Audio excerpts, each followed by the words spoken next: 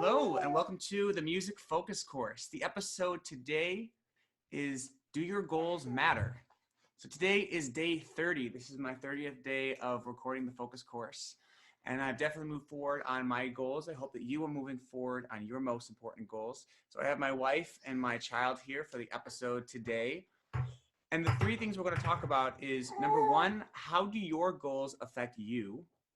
How do your goals affect your loved ones? And how do your goals affect your community? Let's first talk about how do your goals affect you. So, we've got Zay noise. So he's got some goals. Awesome. So I know for me, some of my goals are, growing my business, becoming a better musician, becoming a better leader. And so I've definitely taken some specific action. So whenever I set a goal, it affects my whole life, right? Because when I say I want to pursue this, I have to give up something else.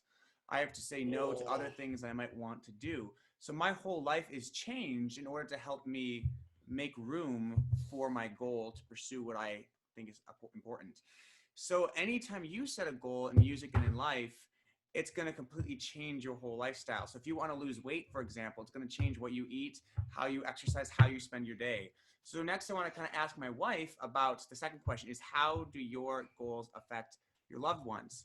So, I have these big goals and dreams, and I think about when Leah and I were engaged, how I told her about these big visions that I had, and she was really excited. And then we've gotten married, and she's seen which of those things have come true and which things have not panned out. So, Leah, can you kind of touch on how have my goals affected you? How have your goals affected me?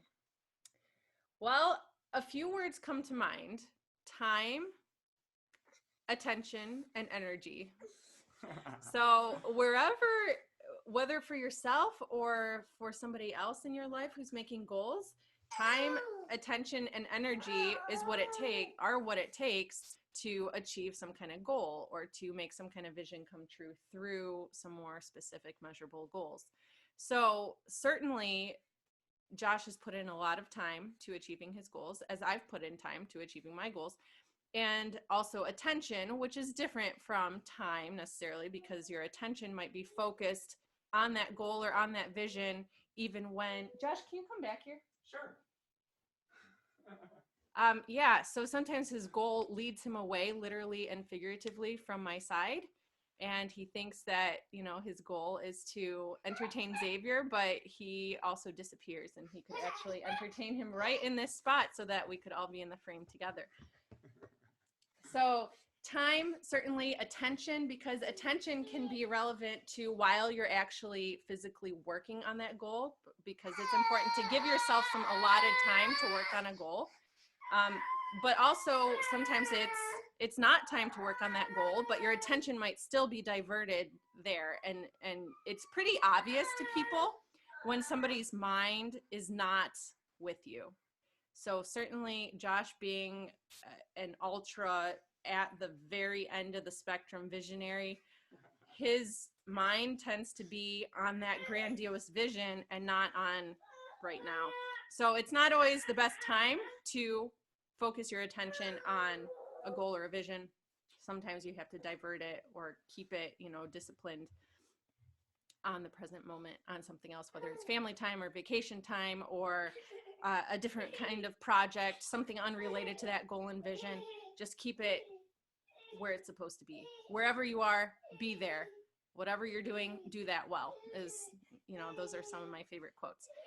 So, and then the third is energy. So that's also related, but what are you putting your energy into? What are you spending your energy on during the day? And are you allocating your limited resource, which is your energy, into what you should be allocating your energy toward? If you're over allocating your energy in one area, then you're probably going to run out of energy, maybe at the end of the day, or, whether it's like a chronological time, like during the day, midway through the day or end of the day, or if it's like at the end of the week or at inopportune moments, or maybe you spent all your energy here and now you have a family outing and you don't have energy then.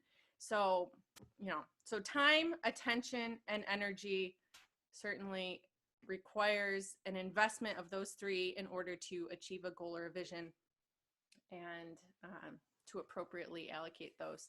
And a second thing that comes to mind is the difference between vision and goals. Josh gets them mixed up. So he's an ultra visionary. I think I'm more on like the process goal side, which I consider more specific and measurable. But I think I'm not as extreme in that as Josh is extreme on the vision side. So I'm a little bit more in between, we could say. I mean, he agrees with me on that, so I'm not just saying that.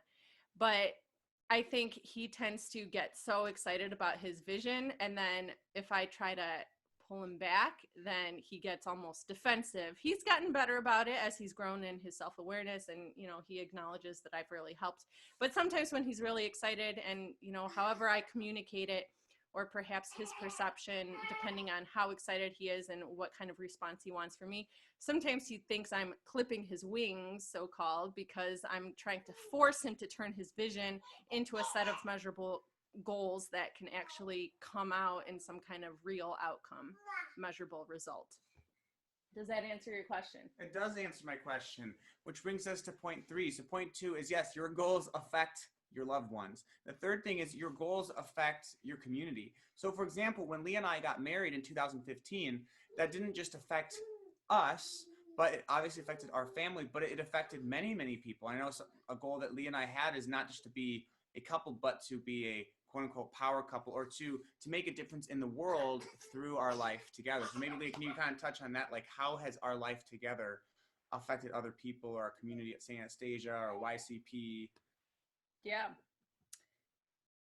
Well, certainly no person is an island. So whatever we do affects other people. And especially as Christians, we want to give a positive witness to those around us. We want to be an influence for good, truth, and beauty, for the people who interact with us or see us. So I think that's really been a priority for us in the way that we chase after our goals and visions, in the way that we live our day-to-day, our marriage, our family life, our work life. Certainly during the coronavirus pandemic time, how are we living our quarantine, stay-at-home life? It's a little different than what we were doing before.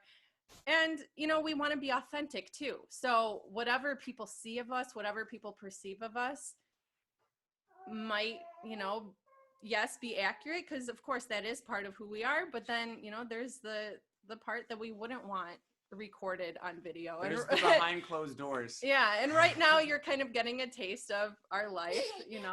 You're in our family room with us, and there are plenty of other times we wouldn't want you in our family room because we would be pretty mortified as to what you would see. So, we really prioritize and pray to show a positive influence, a positive witness. He doesn't have coronavirus. That was just a dust sneeze. Yeah, we don't dust very often.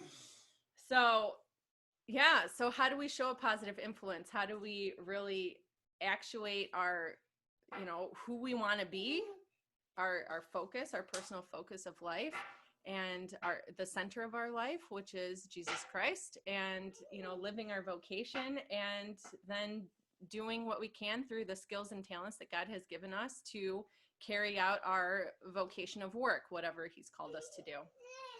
So the bottom line, thank you, Leah, is your goals do matter, and they affect more than just you. Your goals affect you. They change your life. They affect your loved ones, and they affect your community. So your focus task for today is to just live your life today and take some time to reflect and ask yourself, how does the way that I live my life each day, how does that affect myself? How does that affect my loved ones? And how does that affect my community?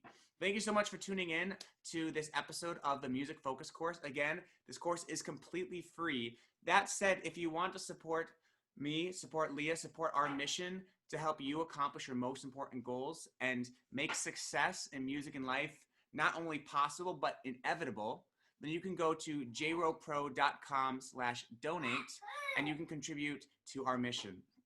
So again, 2 ways you can get involved. One, become a student. Go to jropro.com, sign up for a free assessment. Second way is you can contribute. You can become a patron of the school by going to jropro.com/donate. Thank you so much. Have a fantastic rest of your day.